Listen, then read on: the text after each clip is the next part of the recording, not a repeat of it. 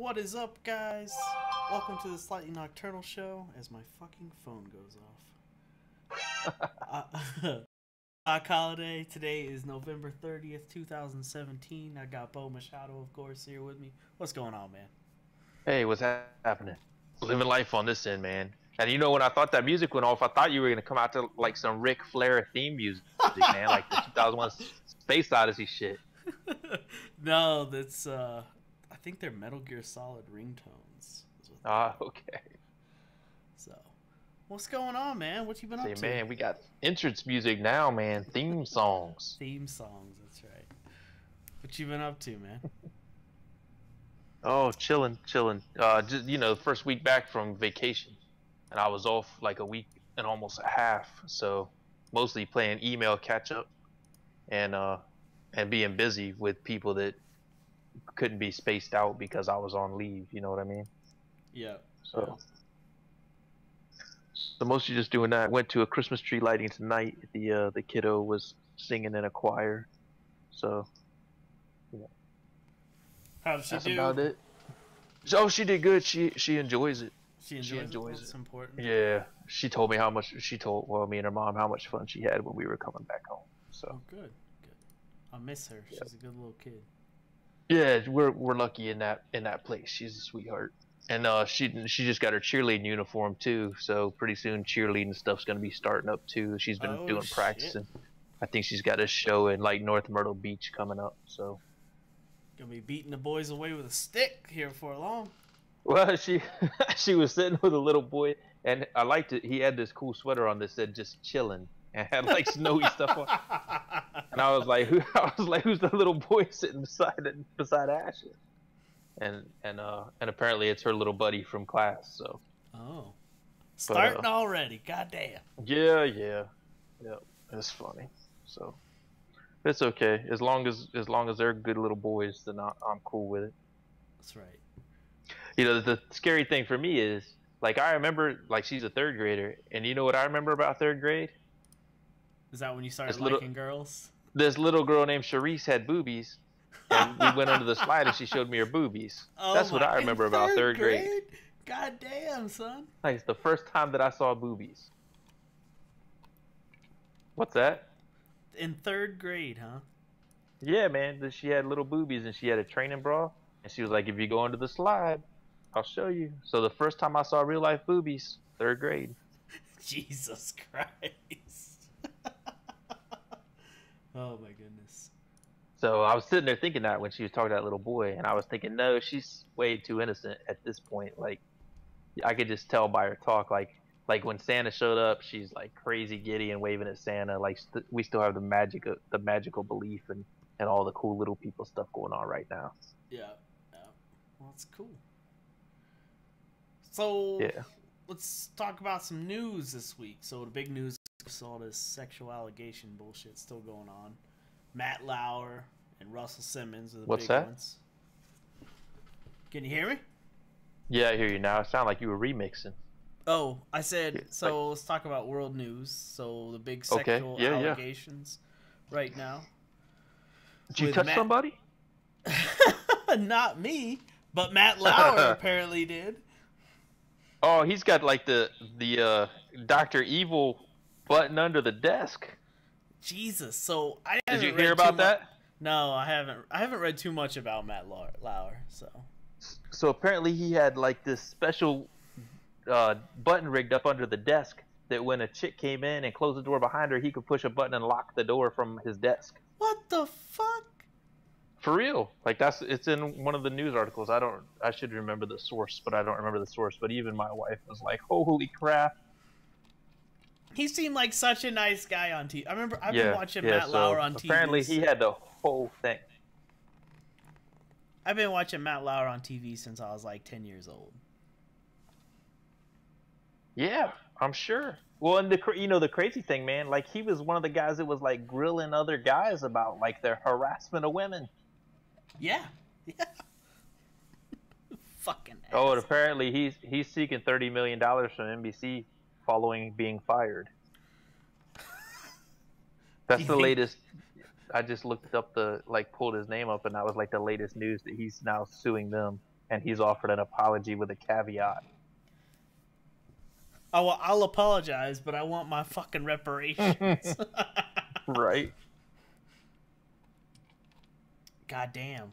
Jesus. A fucking secret button? Yeah, craziness. What kind of shit is that? Yeah, so Fox News had an article, Revelation of Disgraced Matt Lauer's secret door button raises eyebrows. The Atlantic, about the secret button in Matt Lauer's office. Newsweek, Matt Lauer flashed himself and had a button under his office desk to lock women in. So apparently it's a real thing.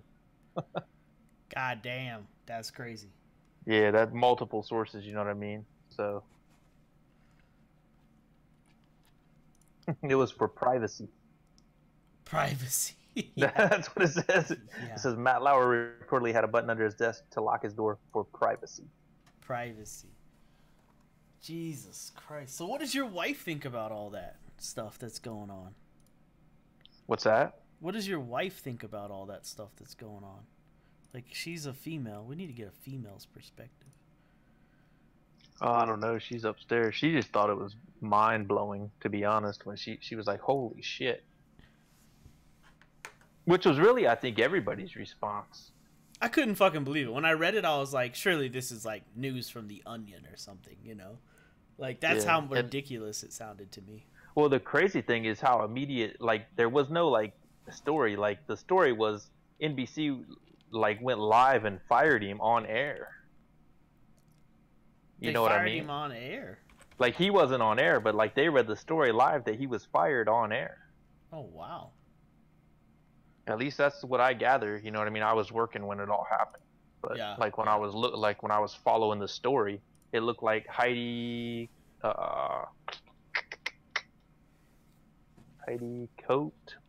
I don't know. I'm bad with last names. But she and another female anchor, like, I think the other female anchor actually read the announcement on, like, NBC on the Today Show. Good grief. Like, that's crazy if you think about it, you know? Yeah, most definitely. But apparently, you know, they had a lot of rationale behind firing him at this point. Yeah, yeah. I hear you. So what about, like, so Russell Simmons thing came out, what, today, right? Yep, Uncle Rush. What do you think about that? That's fucking crazy. I think the whole thing's kind of crazy, man. I'm not disputing whether or not he did it or didn't do it, but like in the reading of the article, I never saw like that she told him no. And so my take on harassment and like rape and things is at some point somebody says no, not like with an eye look or a wink or a nod, but like the actual verbal expression no, that we all know and understand. Yeah, you know what I mean? Yeah. So anytime the no is not like fully expressed, you know, and in the story it's like I was fearful that this powerful man would become angry and do whatever to me.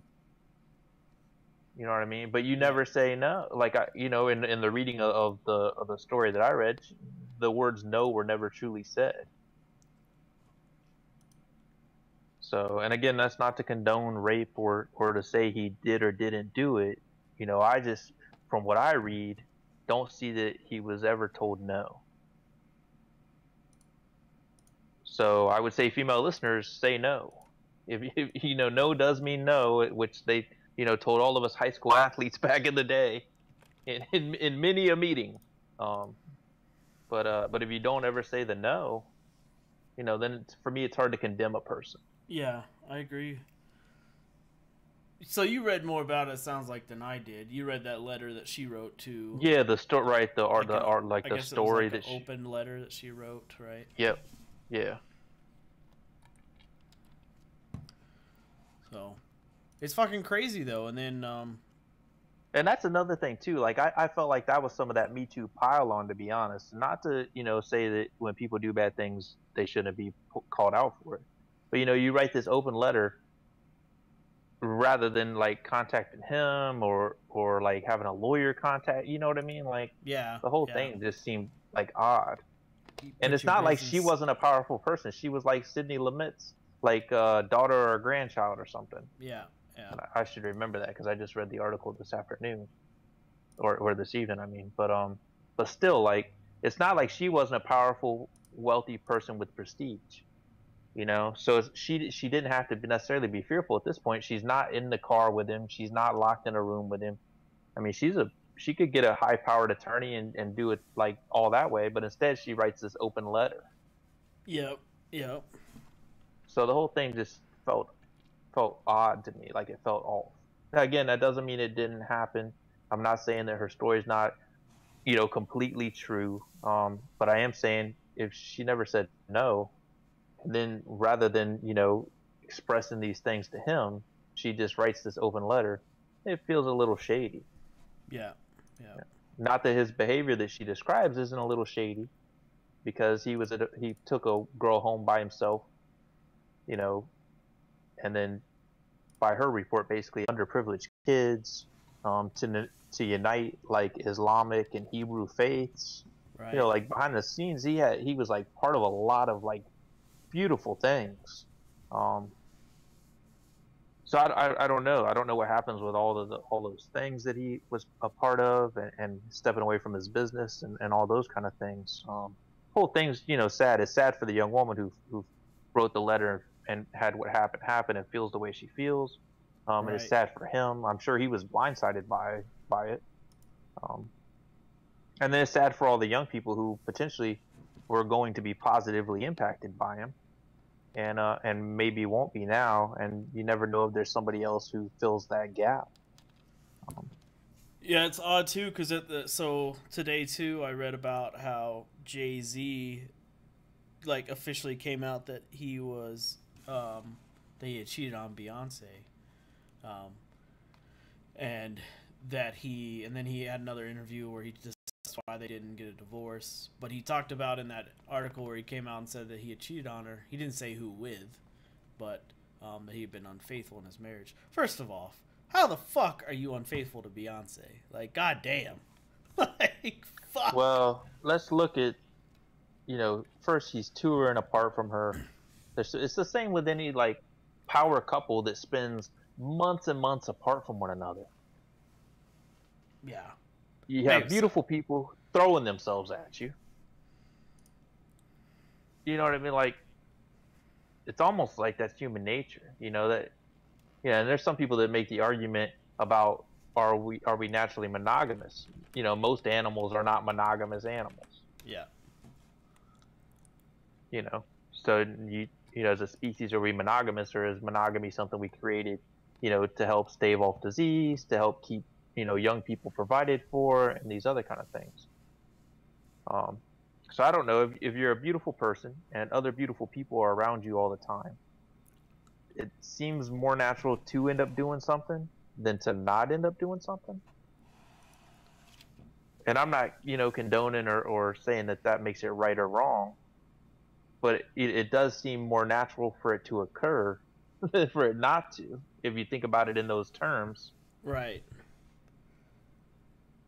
He talked about too about how he's at the end of his road as far as rap music and recording.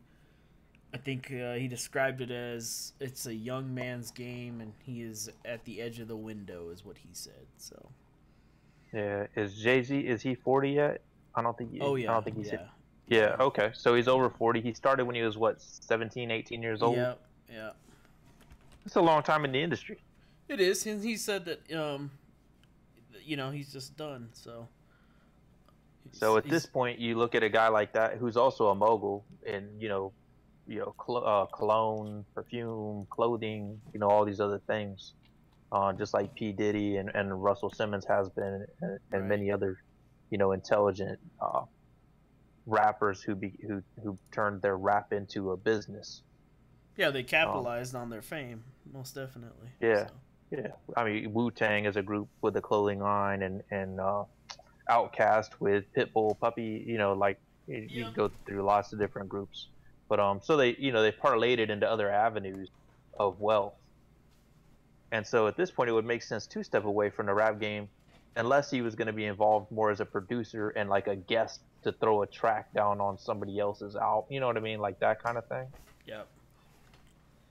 But how much does a person have to say? You know, you look at a person who's basically been in the game for 3 decades or whatever. You know, he's had everything. He said a lot. You know, now you could say it again in a different way, but he's probably still saying. It just seemed like odd timing. Like the day Russell Simmons shit comes out, he sits down to interview somebody about it.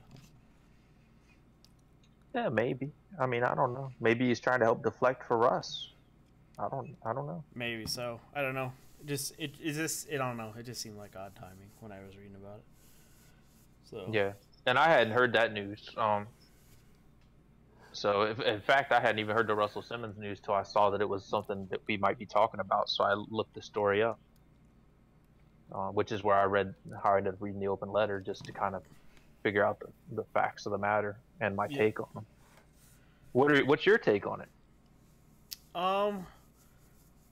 You know, like when I read the open letter, I was like you, and then I read that he's like stepped away from all his businesses, and I guess you can see it from both ways. Like, it's a way to like not irreparably damage his money, basically, or you know, it could be taken as an admission of guilt immediately. You know, when you start like surrounding the wagons around you, people tend to think you're guilty, and maybe that's just a nature thing. Yeah. So I don't know. I see what you're saying. I think that it nobody should ever presume guilt, and as a country, we're supposed to be built on the foundation of assuming innocence. Right. I agree. Because immediately when I felt that way, I was like, damn, that fucking sucks that I feel that he's guilty just because he walked away from all his shit. But then, then I read that HBO cut him the fuck off and shit like that, and it's just like, like, that he's been with HBO for a long time. And for them to just like shut the door on him, like either they're trying to like just play it safe, or they know something that who knows. Right. Well, I think it just in general, the same way Netflix cut ties with Spacey fairly immediately. Yeah. I think it's just so in the public eye right now that anything that smells rotten and looks like there may be some rotten fruit around, people are trying to shake loose of in a hurry. You know what I mean? No, that makes sense. It does. It's and in the end, you have to remember it's a business. It's not personal. Right. It's a business. So and that's the reason I think that him stepping back isn't necessarily because of guilt. It's more, potentially business savvy and saying, if I unattach from this, then it still can make potentially profit. Right. Versus if I stay tied to it, it could sink. You know what I mean? I agree. It's a shitty situation likely to no sink matter what. So no matter what. Yeah. So, but yeah, it's so Matt Lauer's deal is fucking crazy though, and Charlie Rose, so that's a whole nother fucking craziness. And then Jim Neighbors died today. I did see Gomer Pyle passed away. That's fucking sucks. That is. What were you gonna say? That is pretty shitty. I think it just speaks to that dark culture, Right. So the other thing I think, as a society, and again, not to paint victims in a negative light, but as a society, I think that we need to work on being more resilient in general. You know what I mean? Like, not saying if you see someone's dick, that might be terrible. Maybe if you don't want to see their dick and you see their dick, that could be offending. But does that have to scar you for the rest of your life? You know what I mean? No. Yeah, I know exactly what you mean. Yeah. Well, we're going to get so, and again, I'm not saying, that it's okay to victimize people, but I am saying that even if you're victimized, it's okay to be okay about having been victimized. Yeah. It's okay to move on. It's okay to say that person was an ass or that person was wrong or whatever, and then move on and still have a life and not become like the victim and stay in that position. You know? Yeah. Okay. So I knew we were gonna get something because of so somebody on YouTube has said that. So What's that, bro? I can lost you you, hear man. me? Hey, you Yeah, there? yeah, Yeah. Okay. yeah. I can So hear you now. somebody on YouTube has already said they so they're like, so is it okay for dudes to show their dicks at work? No, that's not what I'm saying at all. I don't think I said that at all. Yeah, I don't think he said that. So yeah, this person's irate. And I'm not just talking about in that specific instance. And that's why I said in general as a society we need to be more resilient, not just towards trauma, but just to things in general, more accepting and more resilient. If somebody says something offensive, we can say, "Hey, that's offensive," but we also need to be able to bounce back from being offended. You know what I mean? So she said that you're saying it's okay for people just to that they just need to get over it is what you're saying. That's again, this is what she's saying to you. Well, I'm not saying just get over it. It depends on what it is, but I do think that getting over things is an important aspect. I think resilience is an important characteristic to have. Again, I'm not just talking about trauma in general. I'm talking about anything. I think that we're way too sensitive as a society, and I'm not talking about dick showing specifically in this moment. I mean, as a society, we're way too sensitive to other people's take on things. I agree. I agree. Like I don't think people just need to like build a bridge and get over it, but I think that people. No, and that's not what I mean by it. Yeah, But I don't do think that you don't want to stay stuck, And as a person that works with people who have PTSD, combat veterans and other people in general, you know, the more they stay focused on the trauma, the less they're able to move forward from it. You know what I mean? Right. So what I'm saying is you want to move forward with your life. You don't want to stay stuck in the victimization and the role of being a victim. So all these people that have come forward like this is stuff that's happened like in the past. It's not something that like happened last week, in most of these cases. So what is the like from like your perspective as a professional, what you do? Like why do people like wait so long? And I guess the reason they come out is because somebody's already done it. Like they feel like, okay, I'm going to be embraced if I do this. So talk to me about that. Yeah. Like what is that process? What is the thought process? My take on it? Well, so I think there's a couple things. One, I think there's a lot of shame and guilt when somebody does something inappropriate to you. You wonder, did I bring this on myself in some way? Did I do something to do this? Which typically is not the case at all. Like, typically, like a child's way of somebody doing something bad to you is something going on with them and not something going on with you. What's that? But isn't that like how a child thinks and not a grown ass adult? Or does like things like this prevent any more being traumatized keeps you kind of stuck. Okay. It can, just like substance abuse can. Basically a trauma or an addiction can stunt your emotional growth at the age that it occurs. It doesn't have to, but studies show that it can. So that could be some of it. I think the other thing is, once somebody publicly comes out about something and it's happened to you, then you start to feel a little less stigmatized. Like, oh, this wasn't just me. Maybe I didn't do something to cause this. Maybe that person is just, a predator. Right. And you feel a little more okay about pointing the finger because you don't feel like you're alone. You know what I mean? Yeah, absolutely. But I think a lot of the reason people don't come out is just the shame and guilt involving the trauma, and the traumatization itself. The depression, the anger, the things that it brings on for a person. And I don't mean when I say being resilient to minimize any of those things at all. But I do think in order to move past that, you have to have resilience. You do, would you like, you think it's, and I think it's important to like immediately seek, some kind of guidance or, I'm not saying like, you need to seek a shrink, but like, I think you need to tell somebody if something like this happens, Most definitely.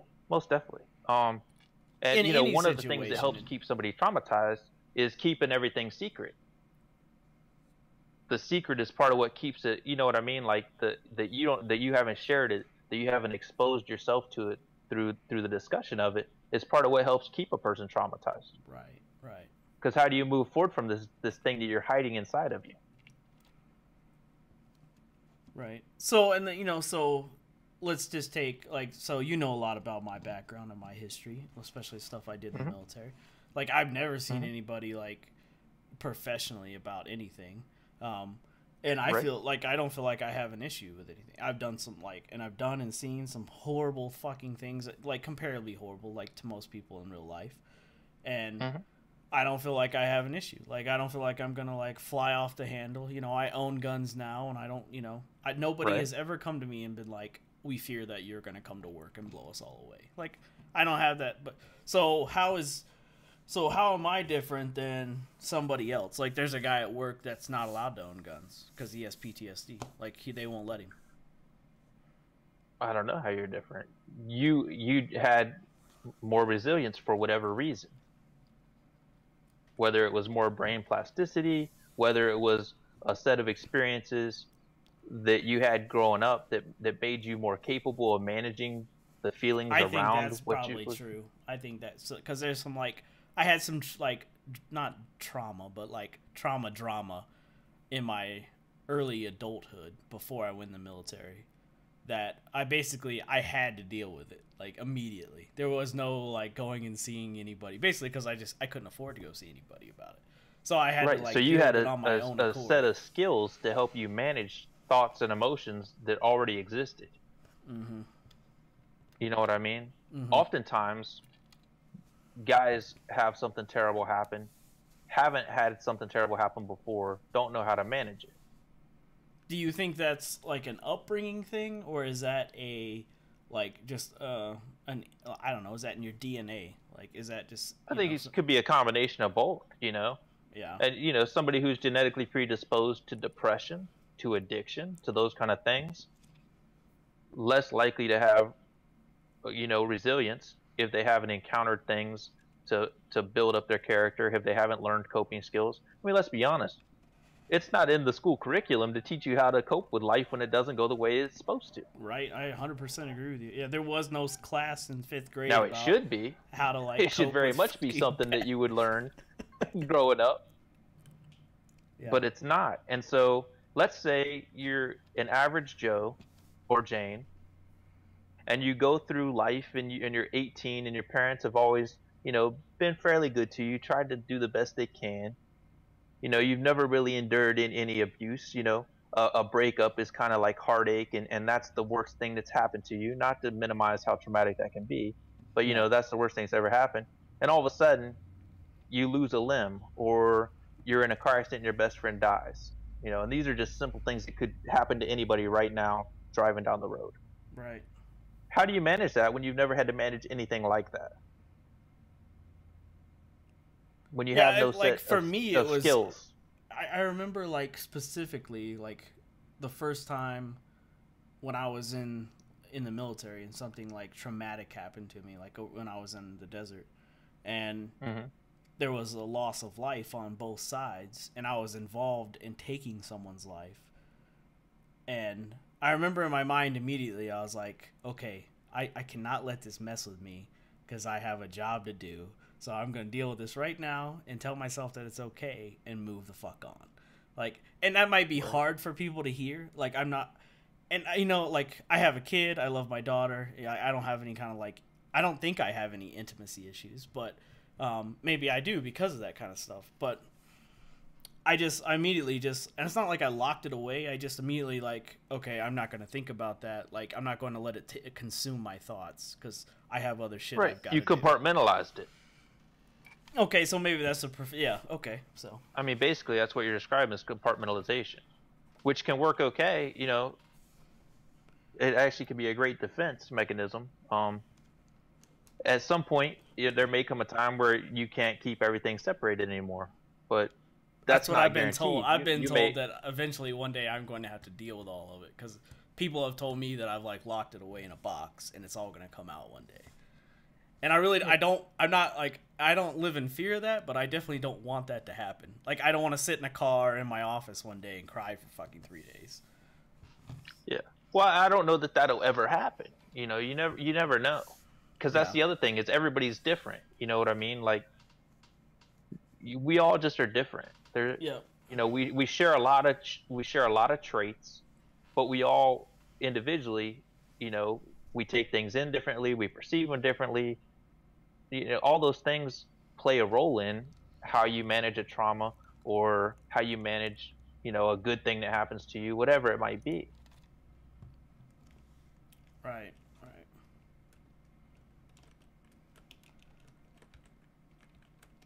Do you think that, like, do you deal with people that, like, well, I guess people like me don't come and see you, so. I've had guys who came to see me who hadn't been to see anybody in 25 years, Are they all of a sudden having and now they're problems? coming to see me. Yeah, so typically what I have seen happen is they retire and they start to drink more because they're retired and they're bored, and you know their boxes start to open up. Right. Does that make sense? Yeah, it does. So the key Because one of the here ways you for keep your me boxes is closed is by staying actively engaged in things. right. So the key here for me is to not, like, Staying not busy. become sedative somewhere. Just stay busy, right? Right. Well, I mean that helps you keep things compartmentalized because you're in such active pursuit of things that you don't have time for those boxes to open up and haunt you. Right. You know, every once in a while, I'll think about that stuff, and it's, you know, I'll think about it, and I'll think, yeah, that sucked, and then, yeah, I'm moving on. Like, you know, put it back where it belongs, back there somewhere. Sure. Because it's not like something that's going to go away. It will forever be No. with me. Because it happened to me. It was real. You know, and I'm not. And people, And like, when I tell people that kind of stuff, they're like, "Jesus Christ, are you some kind of serial killer? Like, you're okay with this?" And I'm like, I'm not really okay with it, but, like, what am I gonna do about it? You know, it was my job. Well, right. There's happened. acceptance. You know what I mean? So you accept that it's something that was bad that happened, Right. and then you let go of it and move on from it. Right. Yeah. Yeah, you know, that's the healthy way to deal with things. Unfortunately, not everybody's capable of that at the same pace. You know what I mean? Yeah. So maybe for you, this stuff will never creep up. You know, or maybe you'll be one of these guys who in 25 years, you're not busting your hump and you're sitting around with not a lot going on, and all of a sudden things start to come up and you ruminate on them. Because that's the other big thing is rumination. You know, when you have the thought, you don't get rid of it. You have it and allow yourself to dwell on it, and that thought begets another thought about these traumatic things, and then it overwhelms you. I don't want that to happen to me. Fuck no. Well, sure, right. I'm sure nobody says that. Yeah, that's what I want to occur. I'm sure that's what people do not want to have happen.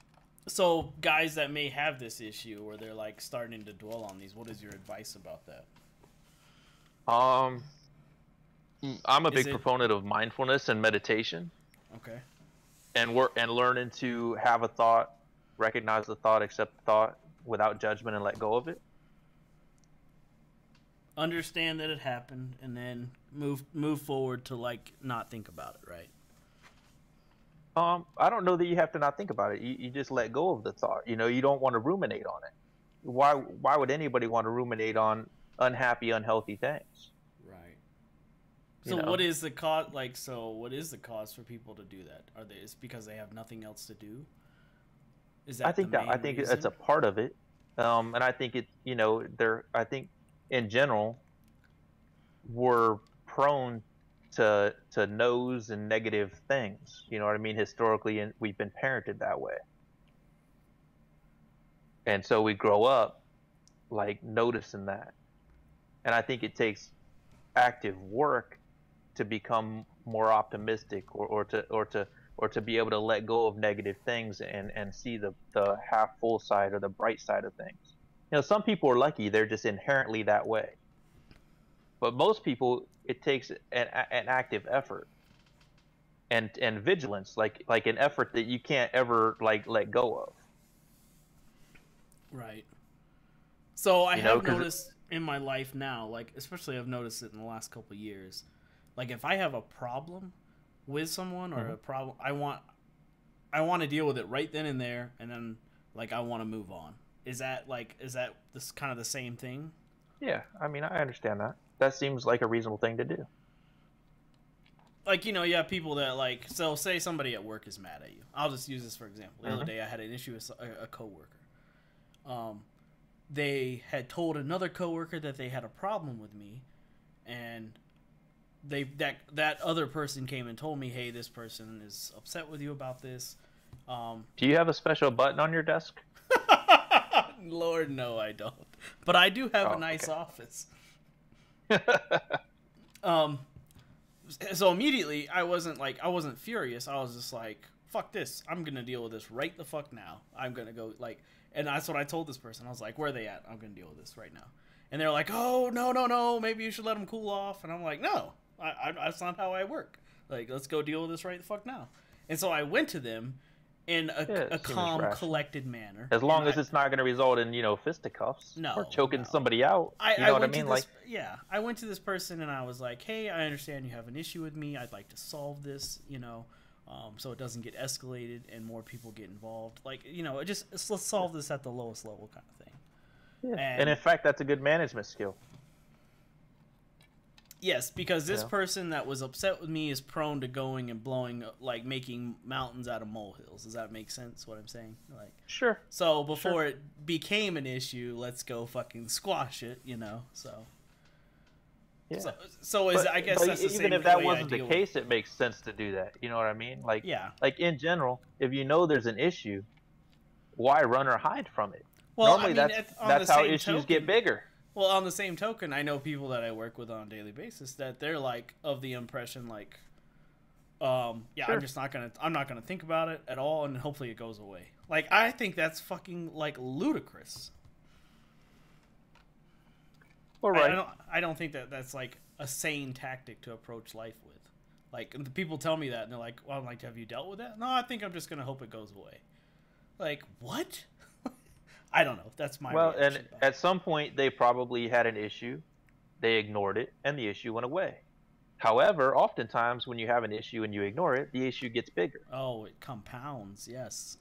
Yeah. But it just depends. Indeed. All right. Well, we're running out of time here, so let's talk about. Yeah, I think we got about 25 minutes left, right? Yeah, so let's hit up some other news this week. So, Master and Commander. Hey, put your dick away. Jesus Christ. Master and Commander might have a sequel. Did you see the first one? Yeah, I had the first one on DVD from back in the day. I thought it was an alright movie. I don't know that it needs a sequel. But it was kind of open-ended. So I can see how they It's a 12-book series, and I really enjoyed the movie. And I've always thought it should have a sequel. So this was big news to me when I read about it yesterday. So, so you were super hype about it. I was. I'm all aboard the Master and the Commander movie, man. But so there's some caveats I was reading about. Any kind of Navy or sea going movie is super expensive to shoot. So that's why the Pirates of the Caribbean movies, they cost millions upon millions of dollars to shoot. It's $100 and some million normally. Yeah, it's a really expensive movie. So, it'll be interesting to see if it comes true. So, I hope it does. And other news, entertainment news. So, EA, the people that put out Madden and all the Battlefield and Battlefront games, they lost $3.1 billion this week. Serves you fucking right about these goddamn microtransactions. Other companies need to take heed and fucking learn from their mistake. So they, of course, EA has taken the microtransactions out of the Battlefront game right now, and they're being sued by. Don't you voice that game? I don't. I do not. I had nothing to do with that game. Oh. So don't put me in that box, you asshole. All right. Was it Battlefield 1 you do? What do you do? Yes, I had some work. Did some work on Battlefield 1. So. Okay. Well, Battlefront, Battlefield. You can see how an old guy like me might get confused. So, it's a shame too because DICE created this game. DICE is a studio, and then EA is not the parent company, but they're the producer of it, and they decided to stick these fucking microtransactions in it, and in turn they have ruined this, which potentially could have been an amazing game. So. And then EA, of course, is this the Star Wars game? It is. They take it. EA's taking it in the shorts right now. Their stocks fell to $8 a share, which is incredibly low. It was 2 weeks ago it was 90 something bucks a share. So there you go. Oh wow! So it's the right time to buy EA stock. I don't know, because they're so big. You know they'll rebound, man. Especially like when Madden comes out this coming up year, and some of the other sports titles. So there's some talk about that. The Madden franchise is rumoredly trying to find another. You don't think they're trying to find another studio? So. Huh. You don't think they'll rebound then, huh? I don't know. They are a big company. They have, Madden has been with them forever. When you hear in the rumor mill that Madden is trying to leave and maybe go to 2K Sports, who puts out all the NBA games now, because EA used to put out baseball, basketball, and football games. They had them all. Yeah, they had all the sports. Yep. They had NHL, and they have slowly drifted away. So, if they have, egg on their face and people, same thing as like Netflix and NBC trying to wash their hands of things, I could see them go. I could see it going both ways. So you think they're getting spaceyed? They could be. Where people are just done with them? It's not that I hate to see it happen. Of all the people it needs to happen to, EA deserves that shit more than anybody. But at the same time, they just took Spacey totally out of that new movie that's coming out about the kidnapping. Yep. But I think it's like a good thing that it happened though, because it will shine light on other video game producers that try to do this same bullshit, where you pay $60 for a game and then they want you to spend, $10 to $20 a month more. Like that, I hate that shit. I hate it. I agree. That's bullshit. It's not like a game's cheap. You know what I mean? And let's be honest, a lot of people buying games aren't exactly millionaires and billionaires. No, exactly. Like, so you invest 60 or $70 in a game, like you shouldn't be dropping any more money on that game. I agree. And so to EA's, well, to Dice's, in my humble opinion. No, I agree 100%. To Dice's credit, the people that made the game, they finally got their shit together, and they were not going to have the season pass crap. They weren't going to make anybody buy any extra DLC. But then the EA stuck this microtransaction bullshit in there, which essentially is a form of gambling. It is just gambling. Let's just be real about it. You pay money and you might get some better shit. Maybe, maybe not. That's gambling, right? Am I wrong? No, I mean, if you pay money and there's a chance that the stuff you pay money for you don't get, then that would be gambling. Yeah, exactly. If you pay money and you always get it, then it's not a gamble. No, you don't always get it. There's and somebody the other day, I read it the other day, figured it out. It's like a 1 in 100 chance that you're going to get something. So you might have to spend what the fuck? $1,000 to get this one item and it gives people an advantage in the game. So to me, that's where, I think there's 2 countries suing them over this crap, introducing minors gambling. So nice, right. So, like I said, I think probably already know about gambling, but I can understand suing. So, and I think, like I said, I think EA is the most deserving of this. Because they've done it for years, and it's just high time. Like, if fucking finally somebody is said that fuck you. We all got together and gave them the fucking fuck you. So, on other gaming news, you'll find they're not crazy well to do. Right, EA they lost $3.1 billion in a week, and they're still in business. I think they're doing okay. Yeah, they must not be hurting for cheddar. They got some you'll think this is interesting. So another game this week. So because of this, it's the same thing as the sexual assault thing. It's because one person came out, now everybody's gonna not jump on the bandwagon, but they're gonna do something about it. So this other game called Fortnite, which is a huge game blowing up right now. It's free. They're suing this 14-year-old kid who cheated on the game. And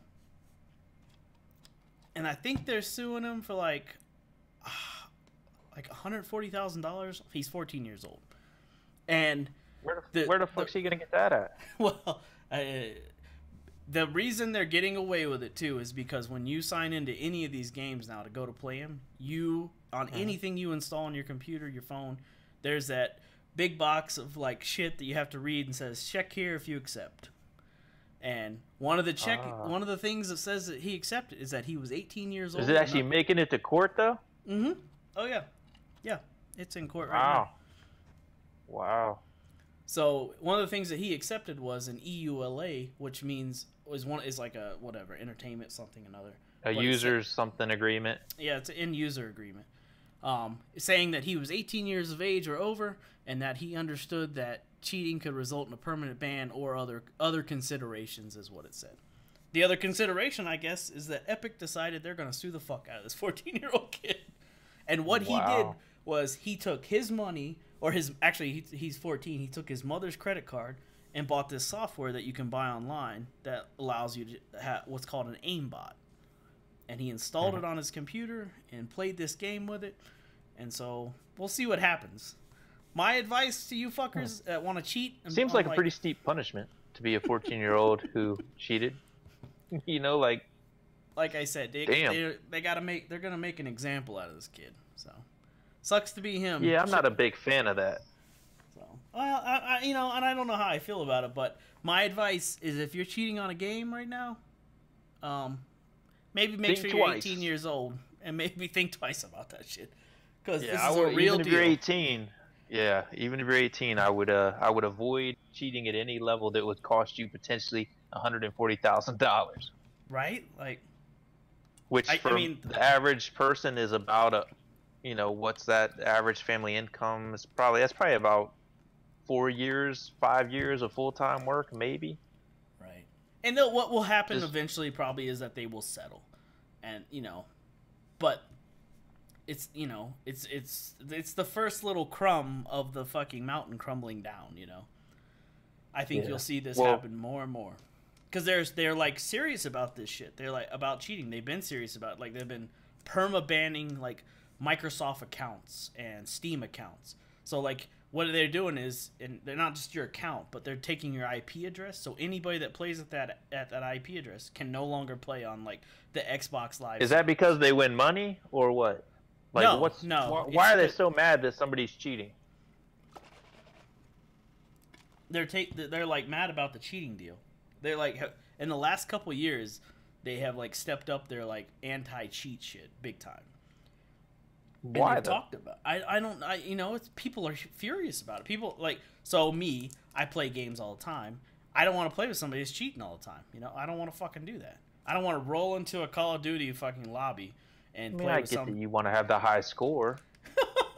And when somebody else's initials I want somebody with some real skill to whoop my ass. I don't want some fucking 20-year-old kid in his mom's basement with an aimbot that he paid $14 for beating me. Yeah.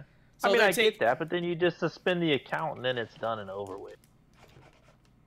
Well, that's what they've been doing. They've been perma-banning IP addresses. So I don't think you need to sue a 14-year-old for $140,000, which is a random fucking figure to begin with. I think it's damages. And the other thing the kid was doing was he was streaming like me and Thor do. So he's like bringing what they said was it was negative publicity to the game. And really, in like legal terms, that could be construed that way. Yeah. What was the negative publicity? He was showing people how to cheat at this game. Like, how's that negative for the game? Because it's negative on the community. Not really. It's negative on one motherfucker who cheated. Well, it looks bad that they didn't catch it right away, like that it's being allowed on their game. I guess I don't know. Like, to me, individuals are responsible for individual behaviors. Let's not punish groups for individuals. Let's just punish the individuals. Well, they're punishing an individual. Yeah, I don't know. It just seems kind of random to sue a 14-year-old for $140,000. That seems kind of excessive. When they did not know he was a 14-year-old until they have gone to court. So even if he's an 18-year-old, what's he gonna pay him $5 a week? You know what I mean? Like, well, I mean, I don't. What the fuck's the settlement gonna be? There'll be a settlement or something like that. But I think what it is. And again, not to minimize cheating and say cheating's okay, but goddamn, it's a game. And I understand how serious people get about games, and there are professional gaming leagues. And if he cheats at something like that, I think that's different. But shit, man, there's like a law about how strict punishment can be for things, and suing a 14-year-old or an 18-year-old for 140 grand feels pretty crazy. Like I said, I think he's going to be the token whipping boy, and we'll see what happens when they get to court. Maybe they'll toss it out. So that's like one of those no Vaseline things, man. Like, treat him like a nice cellmate. Jeez. Oh.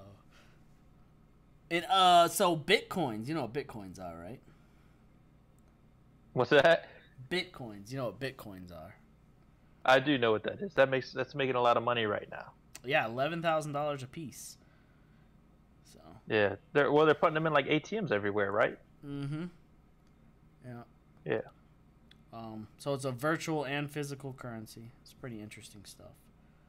So, and then you go to the movies all the time. Oh, I did go see Justice League and Thor, by the way, folks. I did do it. Oh, it's about time, man. I went and saw it actually several weekends ago. I just hadn't talked about it. We didn't have the show last week, so. True. I saw him I saw a double feature. So I saw Justice League first, and then I went and saw Thor right after. I was at the movie theater for like. That's probably a 5 good hours. order. Which one did you dig the most? They were both really good movies. I liked them both. The people I went with did not enjoy Justice League. They liked Thor. Thor was a great movie. It was probably the best Thor movie I had ever seen of the Thor movies. Far and away. I wasn't that big a fan of the 2 previous Thor movies. I mean, they were pretty good movies, but I thought this was an excellent movie.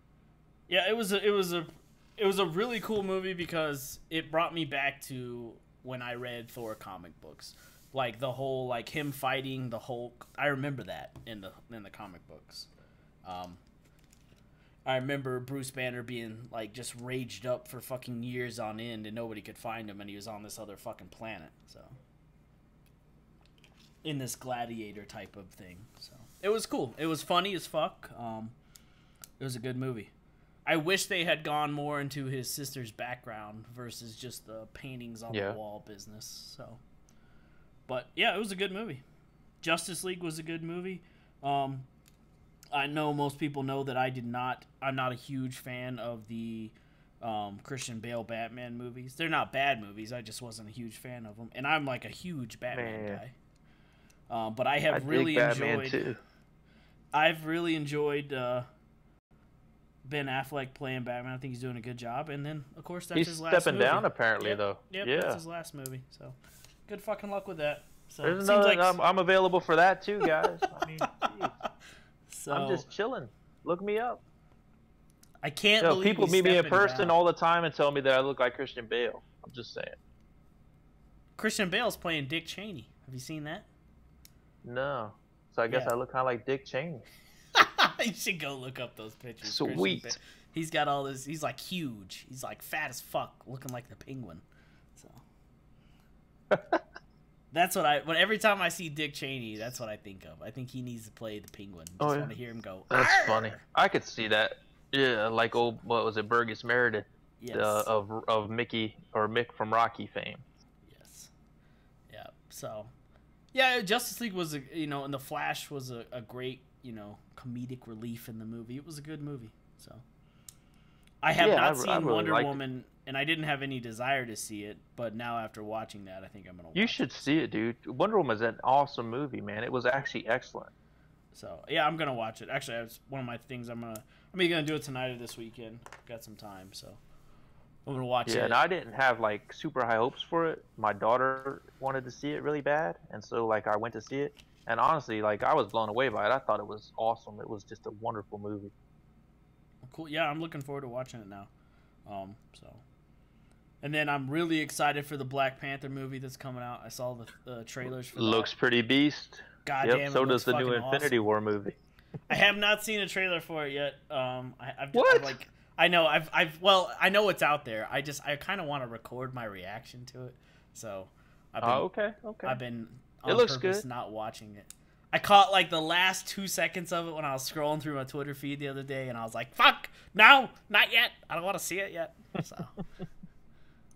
Yeah, I was on Facebook looking at stuff, and I was like, "Holy shit! There's a commercial for fucking Infinity War, and it's not till May that the damn thing comes out. It's got like every fucking Marvel character in it apparently. Like Doctor Strange is in it, the Black Panther, Spider-Man's in it, like every fucking buddy's in it. So, and then so I was gonna tell you about this Movie Pass thing. Have you heard about this shit? Is it the thing you can buy? $7 a month. All the movies you want to go see, unlimited in the movie theater. Yeah, it's only certain theaters though, right? They so on on Thanksgiving Day they came out and said they had included 10,000 new theaters in it. So you should really check this shit. I bought it. In my podunk town, the one movie theater that's 30 minutes away from me, they're included in it. So I bought that shit. So you should really go check it out. So you sign up for it, and they should be paying me to say this shit.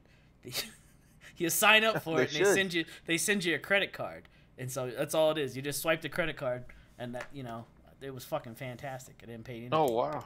So I'm gonna go. Yeah, I remember when I was reading about it coming out, and I thought it sounded good because we do routinely go to see movies. I'm a movie buff. I love pop culture, pop entertainment. I like movies I too. watch TV shows, movies. Fucking love it all. Music, all of that shit. I live for it. Hopefully, I don't know if there's any good movies coming out this weekend. I really want to go see a movie. So, yeah, I don't know anything that's coming out this week. To be honest with you, I haven't seen any big commercials. Out I know that and Daddy's December Homes 15th is Ferdinand and Star Wars.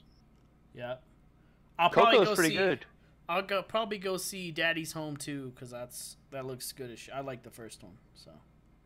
Yeah, it's pretty funny. So, I'll probably go. I haven't seen the second, but the first one's pretty funny. Yeah, it's got my boy John. All the Cena movies I go see are family friendly fare. Well, fair enough. I'm always taking an 8-year-old with me when I go. So. Fair enough. So let's get into sports because I want to talk about this. We got like fucking 5 minutes here left, maybe. Yeah, we do 5 or 10 minutes, whatever works. So big weekend this weekend in college football sports. It's basically like the top teams of each division is gonna play each other. Last week, how about that fucking Auburn just upsetting the shit out of Alabama? It's fucking one of the best days ever. Well, how mad are people gonna be when Alabama probably still gets in the Final Four? Ooh. So what will have to happen is Auburn is gonna have to lose this week to Georgia. So. Not necessarily. Everything that I have read and listened to said that's the only way Alabama gets back, and Wisconsin will have to lose to Ohio State. That's the other caveat. Yeah. So let's say Ohio State knocks off Wisconsin. Right. So now Wisconsin's going to be out. Yep. Miami and Clemson. Yeah. So Clemson will have to win. Actually, it doesn't matter. It was a toss-up on that from what I was hearing today. Yeah. So whoever wins, that's going to be in. Yeah. So. But Georgia's going to have to beat Auburn for Alabama to be back in the playoffs. So. Why though? Wisconsin, because what's his face? My boy that fucking predicted all the fucking Dallas Cowboys shit last year. It doesn't matter. Because Georgia's ranked number 6 and Auburn's ranked number 2. So. I get that. For Alabama if Wisconsin loses, somebody has to take their place. Right. And they think that... Is it guaranteed that a 2-loss Ohio State team, just because they beat Wisconsin, jumps into the top 4? I think that they're thinking that Miami, if they beat Clemson, will come up and guarantee that Alabama does not come into the playoff picture.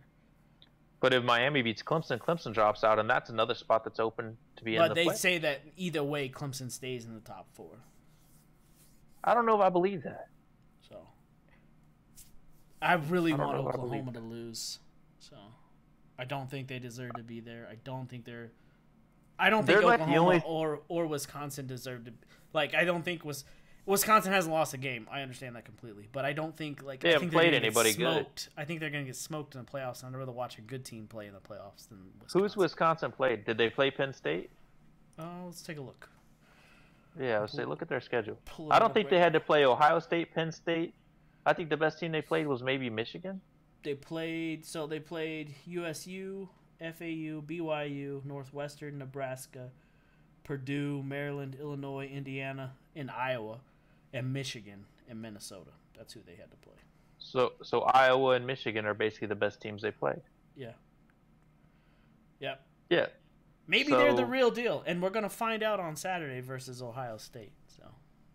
Yeah, that's true. But I mean, they probably would not be undefeated if they'd have played Penn State and Ohio State. They probably would have lost at least one of those games. They could, very well true. Well, like I said, maybe they're the real deal, and they're gonna prove it on Saturday when they play Ohio State. So.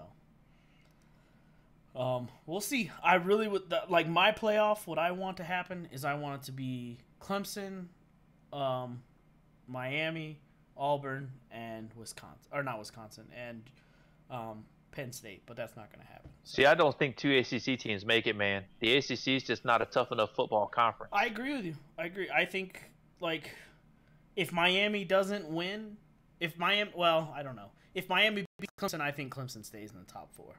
And I think they shove OU out. It will be. And the only reason I think a 2-loss team Auburn stays is because they beat the number 1 team Alabama. So. Well, right. Auburn will stay in if they beat Georgia. Yeah. I think that's guaranteed. Yeah.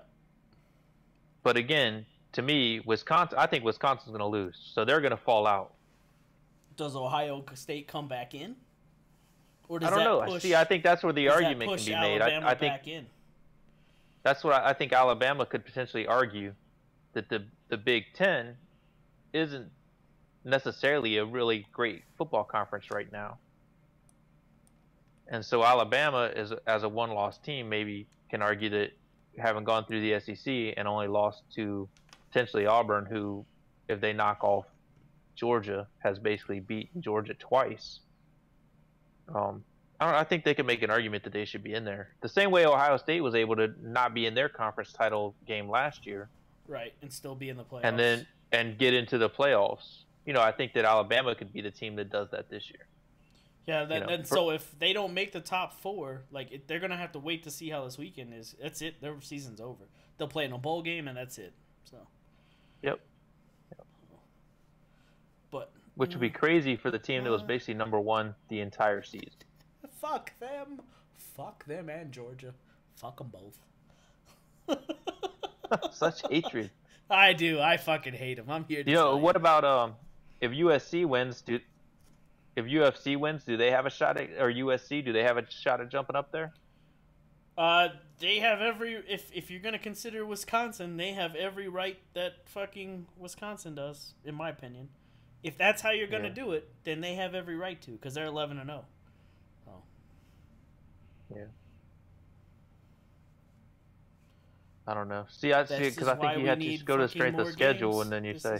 But right, essentially, they should have at least an 8-team playoff, in my opinion. Fuck, amen to that. I think after 8, you can start to argue guys shouldn't be in there, but. Well, I mean, shit.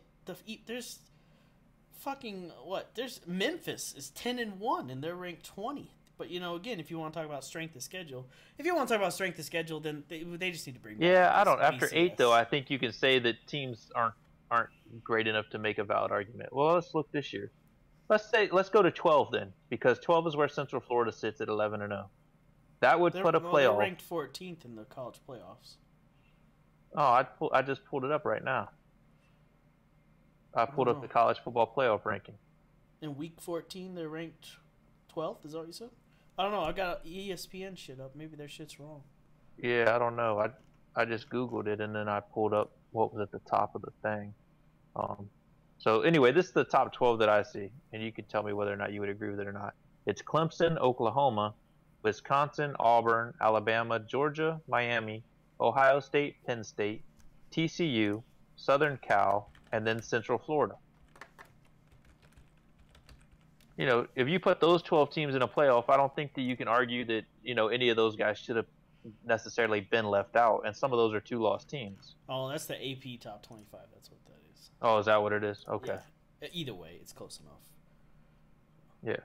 So, but I mean, you put those 12 teams in. Who was Oklahoma's loss to? Who did they lose to? They lost to Illinois State. That's somebody. Iowa State. No, it wasn't Illinois. Iowa State. That's who it was. But they also have 3 wins against teams that were in the top 10.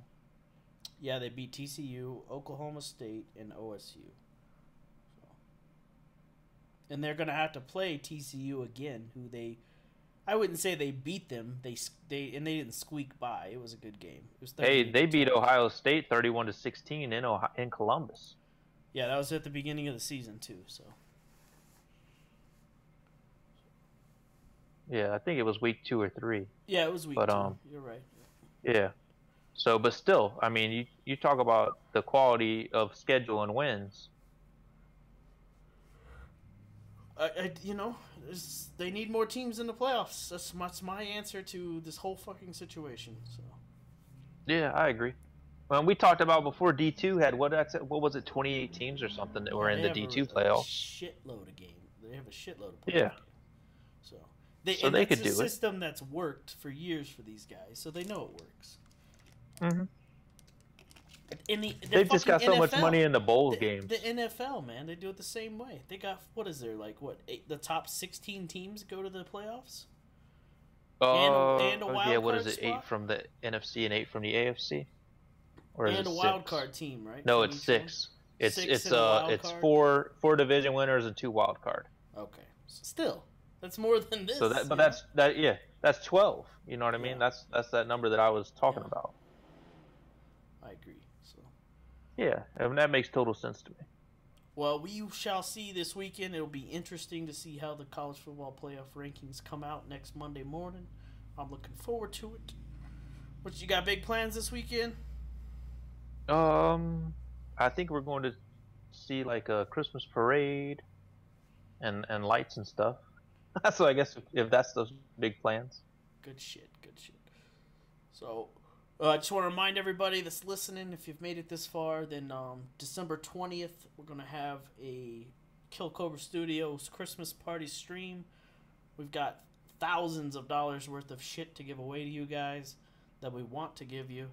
So make sure you tune in that night. So it'll be several hours, probably 2 to 4 hours of myself, Bo, and Thor, and we'll just be giving away shit all night long for your entertainment pleasure. We got movies and games and computer shit, all kinds of goodies. We got a gaming chair now that we're gonna give away, so that ought to be cool. Nice. So yeah, furniture. We're in the furniture game now, folks. That's right. What, you got autographed pictures, right? Autographed pictures. We got some Doc Holiday T-shirts that I'm gonna give away. That's what I'm talking about. So I'm expanding on my fame. I'm doing the fucking Russell Simmons thing. That's right, man. There you go. So. Somebody's asking about the Kill Cobra T-shirts. We are going to have them, but they will not be in stock until after the new year. If you want the Run SNS shirt, then I think those are $8, and the other ones are $5. So. And they're awesome. Yeah, they're pretty cool. We need to get. I don't have one yet, but as soon as we do, we'll get them sent out to everybody here. And yeah, if you want to order shirts, let us know. You need to email killcobrastudios@gmail.com. We're trying to get a clothing website set up. We have that with our partner stuff on YouTube, but they want to charge like $30 a shirt, and we're trying to negotiate the price down. So if they don't want to play ball with us, then we're just gonna do it the other way and let Stacy handle everything. So. $30 a shirt. That's like I don't think Tommy you should Hilfiger and polo prices. I know. I don't think you should pay $30. I won't pay $30 for shirts, and I have money to spend, and I don't think you should either. So I think $5 and $8 a shirt is fucking a fair price. So. Right, man. Don't be a sucker like Macklemore sings about. Shit, it was 99 cents. So, all right, that's it from us. Bo, you got anything else to say? Hey, don't be showing anybody your dicks that don't want to see them. No means no. Right, exactly. So remember to think for your motherfucking self and question everything, guys. And we'll see. Don't trust a guy that has a button that locks a door on his desk. Absolutely not. So we'll be back next week on Thursday at our normal time, hopefully. Sorry about the late show tonight. Bo had some stuff to do, so we tried to accommodate for that. I apologize. Nah, no apology needed. Shit happens in life. We will see you guys next week. Thanks for tuning in, And make sure if you tell all your friends to check out the show on all your favorite podcasting hosting websites and applications. We'll check you guys later. That's right. Keep it classy out there.